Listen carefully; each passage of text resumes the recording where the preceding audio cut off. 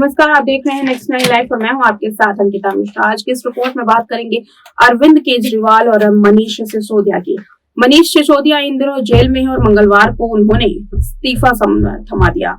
सत्येंद्र जैन का भी इस्तीफा आया। इससे भी अब अरविंद केजरीवाल लगातार प्रधानमंत्री पर, बीजेपी पर हमलावर है। लगातार ये कह रहे हैं कि दिल्ली में अच्छे काम हो रहे हैं और प्रधानमंत्री देखना नहीं चाहते थे, इसीलिए ये दोनों ही मंत्रियों का उन्होंने इस्तीफा करवा दिया। उन्होंने उन्हें जेल भिजवा दिया। सीबीआई की जांच उन पर करवानी शुरू कर दी।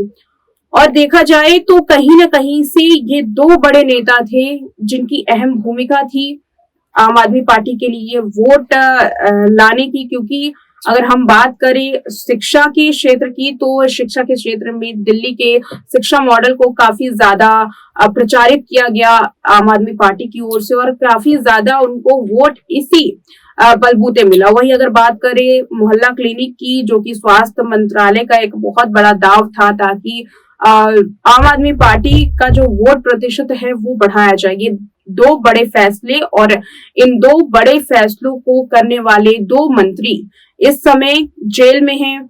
9 महीनों से सत्येंद्र जैन जेल में है और अब गिरफ्तारी की तलवार मनीष सिसोदिया पर भी लटकी हुई है। देखना होगा कि अब 4 मार्च को मनीष सिसोदिया पर क्या फैसला आता है। अगर वही बात करें अरविंद केजरीवाल की, तो अरविंद केजरीवाल ने यहां तक कह दिया कि अगर ये दोनों मंत्री हमारी पार्टी में ना होकर के बीजेपी के पार्टी में होते तो ना तो ये मुकदमा होता और ना ही ये केस होता, ना ही ये जांच पड़ताल होती। तो यहाँ साफ तौर पर उन्होंने कहा है कि मंत्री, क्योंकि इस तरीके के मंत्री जो कि काम करते हैं वो हमारी पार्टी में है, इसलिए बीजेपी उन्हें देख करके काफी ज्यादा हलचल में है, काफी ज्यादा बौखलाई हुई है। क्या कुछ अरविंद केजरीवाल बीजेपी के बारे में कह रहे हैं और इस पूरे मामले में प्रधानमंत्री को कैसे घेर रहे हैं, इस वीडियो में देखिए। प्रधानमंत्री जी ने हमारे 2 सबसे अच्छे मंत्रियों को गिरफ्तार कर लिया है। सत्येंद्र जैन जो हमारे हेल्थ मिनिस्टर थे, मनीष सिसोदिया जी जो हमारे एजुकेशन मिनिस्टर थे। इन दोनों मंत्रियों के ऊपर केवल आम आदमी पार्टी को नहीं, पूरे देश को गर्व है। इन दोनों मंत्रियों ने पूरी दुनिया के अंदर देश का नाम रोशन किया है। सत्येंद्र जैन जी ने प्राइमरी हेल्थ केयर में एक नया मॉडल दुनिया को दिया, मोहल्ला क्लिनिक का, जिसकी चर्चा पूरी दुनिया के अंदर हुई। मनीष सिसोदिया जी ने सरकारी स्कूलों के अंदर कायाकल्प करके पूरी दुनिया के अंदर उनके स्कूलों को देखने के लिए अमेरिका के राष्ट्रपति की पत्नी आई। पूरी दुनिया को उन्होंने एक शिक्षा का मॉडल दिया।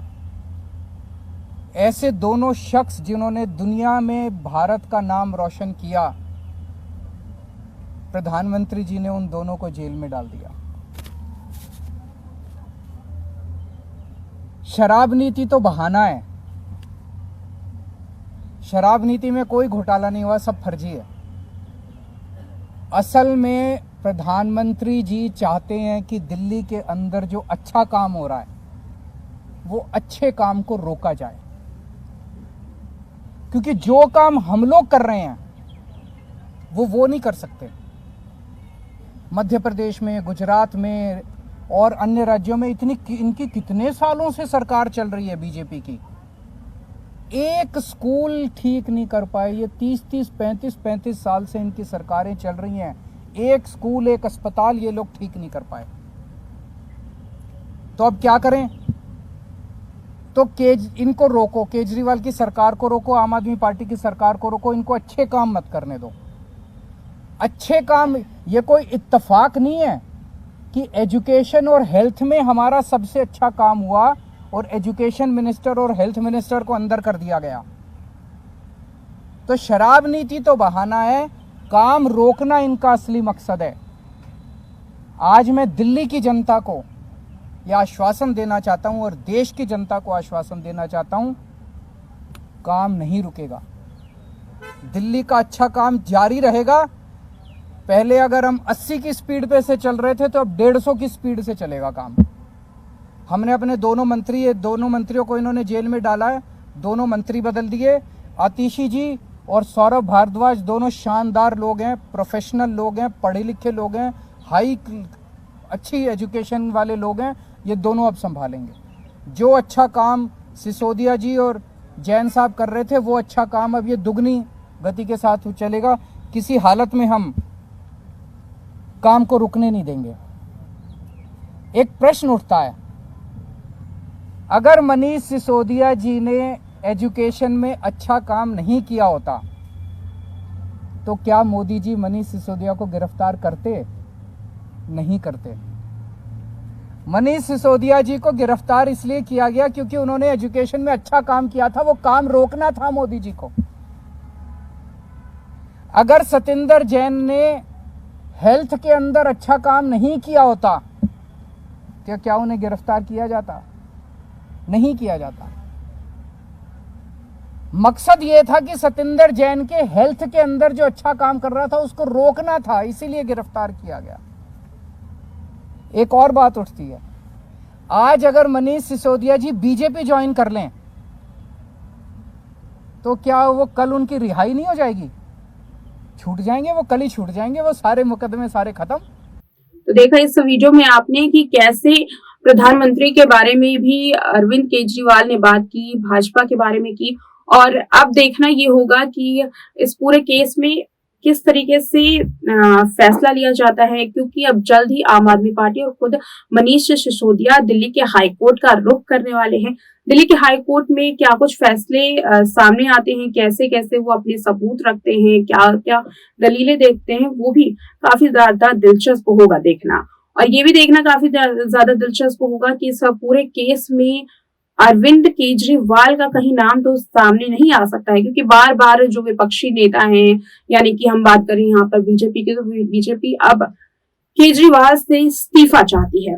वहीं आपको बता दें कि अब जिस तरीके से मंत्रालयों में काफी ज्यादा हलचल है, क्योंकि 18 मंत्रालय खुद यहाँ अरविंद केजरीवाल के साथ ही मनीष सिसोदिया के पास थे, तो अब इन 18 मंत्रालय को कैसे बांटा जाएगा?